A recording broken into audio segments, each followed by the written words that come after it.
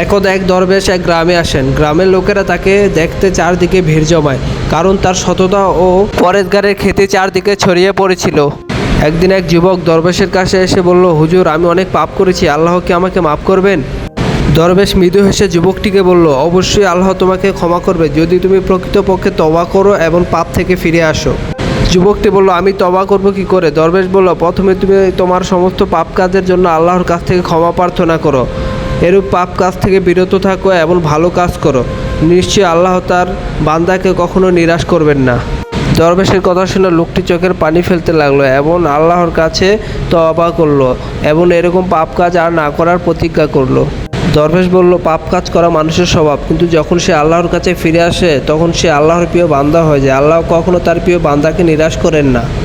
এভাবে যুবকটি তার নতুন জীবন শুরু করলো এবং আল্লাহ তাকে সঠিক পথে পরিচালিত করলেন।